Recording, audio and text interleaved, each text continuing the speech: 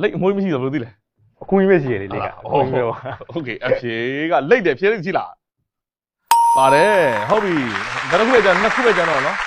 အမွေးမပါတဲ့တိရစ္ဆာန် ငါ โอเคဟမ် ငါ အဖြေကတစ်ခုပဲကြာတော့လေအမွေးမပါတဲ့တိရစ္ဆာန်တေနေမြန်လောက်လေ ကျွတ် တော့ဟုတ်ပြီအချိန်ပြည့်သွားပြီနှစ်ခါမောဟိုကတိုင်မင်မှာအမွေးမပါတဲ့တိရစ္ဆာန် ဘာရှိလဲ တေ ပြောလိုက်ရလေပြောလိုက်ပြချလိုက်ပြောလိုက်လေကျွတ် โอเคကျွတ်တယ်အဖြေက no စဉ်းစားကြပါဟုတ်ပြီโอเคဒီတော့မစဉ်းစားရလဲ ပုတ်ပင်ညို ပုတ်တင်ညိုခေါင်းကြီးနေဟာလေး ဟုတ်ကဲ့ ဟုတ်ပြီဟုတ်ပြီ အိမ်မြောင် အိမ်မြောင်ကင်ဘူးလား ကန်ဘူးပဲ ဟုတ်လားဟေးညီမလေးအိမ်မြောင်ကင်ပါလို့ အိမ်မြောင်လားကန်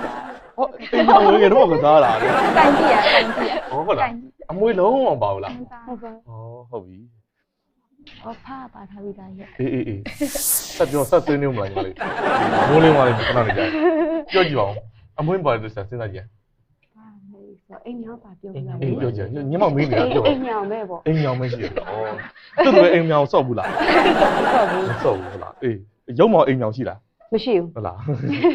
အဖွဲလုံးကိုစားပြုရဲ့ကပတိန်ကဖြေပါမယ်ဒါကပတိန်အဖြေပဲယူမှာနော်ကပတိန်ကတကယ်လို့ဒါအဲ့ဒီဒီမှာလွတ်နေတဲ့အဖြေကိုဖြေနိုင်တာနဲ့တခါတည်းဟိုဘက်ကကြိုးစားတဲ့အမှတ်အကုန်ရမှာမပိုင်သူတို့ပြန်ပေးရမှာဟုတ်ပြီနော်โอเค အိမ်မြောင်